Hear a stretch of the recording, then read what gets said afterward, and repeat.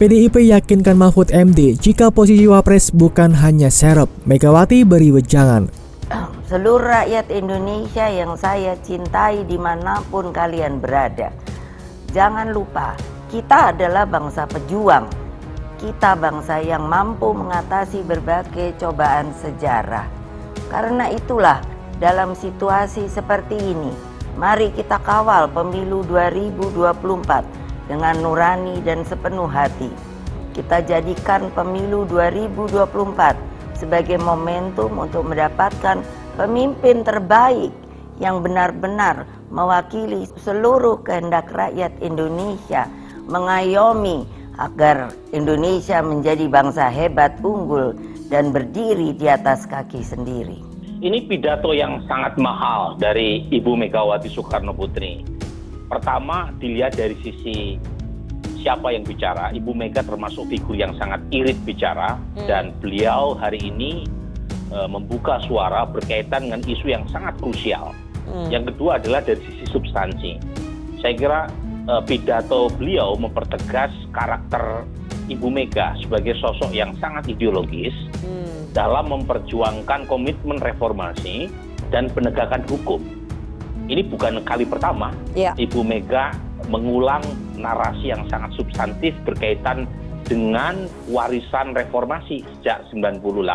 Hari ini dengan segala kerendahan hati, saya dan Pak Mahfud berdiri di hadapan Bapak Ibu saudara-saudara sekalian karena mendapatkan amanah untuk berjuang bersama rakyat sebagai calon presiden dan calon wakil presiden. Tidak banyak alasan mengapa kami menyanggupi amanah yang penuh dengan tantangan ini.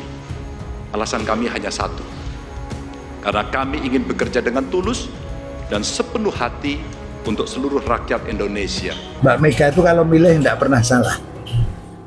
Ya mesti kalau ibu saya milih Pak Mahfud ya mesti apa itu ya. Ya saya tinggal memenangkan saja. Saya tidak punya kepentingan apapun juga.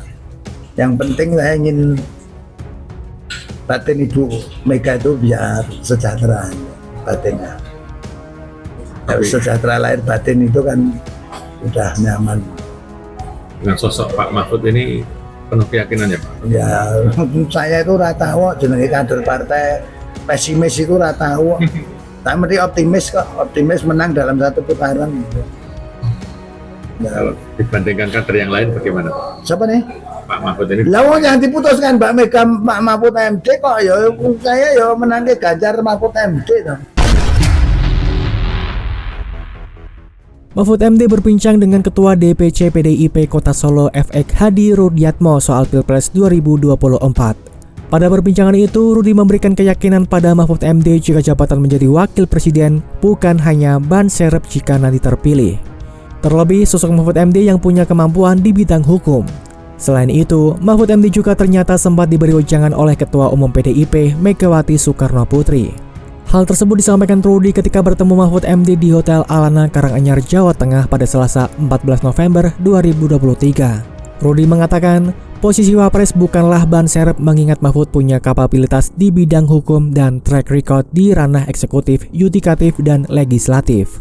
Hal itu, kata Rudi, dibutuhkan bersama Ganjar Pranowo sebagai calon presiden untuk mengelola Indonesia sebagai pasangan yang saling melengkapi. Kapasitas, kapabilitas, dan kemampuan beliau yang mumpuni di bidang hukum dan berpengalaman matang di eksekutif, legislatif, maupun yudikatif sangat dibutuhkan, ujar Rudi.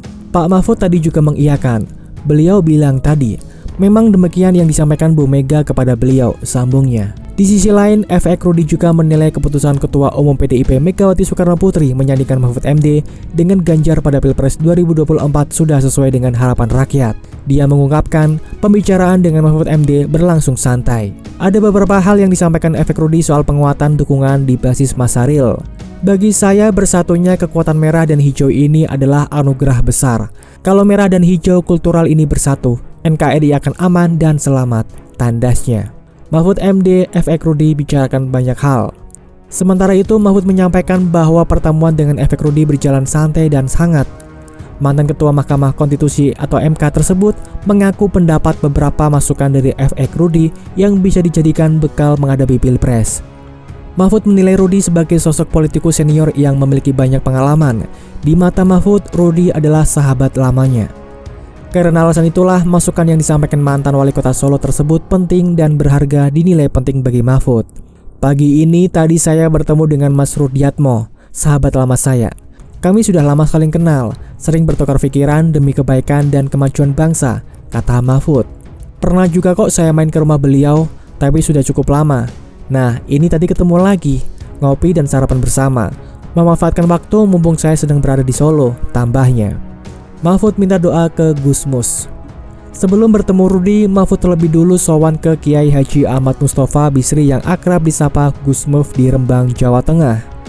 Mahfud bertemu Gusmus untuk meminta restu maju dalam Pilpres 2024 berpasangan dengan Ganjar. Mahfud mengatakan, dia bersama timnya mendapat banyak masukan dari Gusmus. Tak hanya itu, Mahfud juga meminta doa khusus kepada Gusmus untuk kebaikan dan keselamatan bangsa dan negara. Kiai Mustafa Bisri juga memanjatkan doa kebaikan untuk bangsa dan negara ini. Semoga bisa melewati proses pergantian kepemimpinan nasional melalui Pilpres nanti dengan lancar, aman, dan damai, ujarnya. Ada banyak masukan dan nasihat dari beliau untuk saya dan tim. Saya sampaikan terima kasih dan memang itu yang saya harapkan, tambah Mahfud. Mahfud mengatakan dia harus segera kembali ke Jakarta untuk menghadiri acara pengundian nomor urut Capres dan Cawapres yang dijadwalkan dimulai hari ini pukul 18.30 waktu Indonesia Barat. Sosok Mahfud MD yang kini jadi Cawapres dari Ganjar Pranowo ternyata punya kisah masa kecil yang cukup mengharukan. Ternyata Mahfud MD kecil pernah belajar di kuburan Cina hingga pernah nyeker ke sekolah. Meski begitu, Mahfud MD hingga kini telah menjabat banyak jabatan strategis penting di Indonesia. Penjabat sebagai Menko Polhukam, karirnya dunia politik dan pemerintahan sudah tak perlu diragukan lagi. Mahfud MD memiliki masa kecil yang cukup menarik untuk dikulik. Saat kecil, Mahfud MD sempat mengenyam pendidikan di pondok pesantren. Di usia 7 tahun, dia sudah bisa mengaji karena banyak menghabiskan waktunya di masjid. Di usia yang masih kecil, Mahfud MD tinggal jauh dari orang tua lantaran dia berada di pondok pesantren. Mahfud MD begitu dekat dengan kegiatan keagamaan lantaran orang tuanya dulu menginginkannya menjadi guru agama. Kini jadi politisi, siapa sangka kehidupan Mahfud MD di masa lalu terbilang cukup susah. Mahfud MD pernah nyeker alias tidak memakai alas kaki ke sekolah karena sepatunya jebol. Bahkan ketika Mahfud MD ingin membeli buku, orang tuanya harus menjual perhiasan. Pria kelahiran 13 Mei 1957 ini sempat menempuh pendidikan di Universitas Gadjah Mada, Yogyakarta. Saat itu Mahfud MD tinggal di rumah kos sederhana. Hobi belajar, Mahfud MD mencari tempat paling nyaman untuk mengasah ilmunya. Tak disangka, tempat favoritnya untuk belajar adalah di kuburan Cina. Sepulang sekolah, Mahfud MD akan makan siang terlebih dahulu lalu pergi ke kuburan Cina untuk belajar. Menurut Mahfud MD, kondisi kuburan Cina yang nyaman dan mewah membuatnya nyaman belajar. Bahkan dia juga sering tidur di kuburan Cina daripada di kos. Siapa sangka, kehidupan sulit yang dialaminya dulu berbuah manis berkat kegigihannya. Mahfud MD terus menimba ilmu hingga ke luar negeri. Bapak tiga anak ini bahkan kini dicalonkan sebagai cawapres mendampingi Ganjar Pranowo di Pilpres 2024. Rekayasa hukum tidak boleh terjadi lagi. Hukum harus menjadi alat yang menghadirkan kebenaran. Hukum harus menjadi alat mewujudkan keadilan. Hukum harus menjadi alat mengayomi seluruh bangsa dan negara Indonesia. Dengan keadilan inilah kemakmuran pasti akan bisa diwujudkan. Karena itulah terus genggam erat semangat reformasi itu.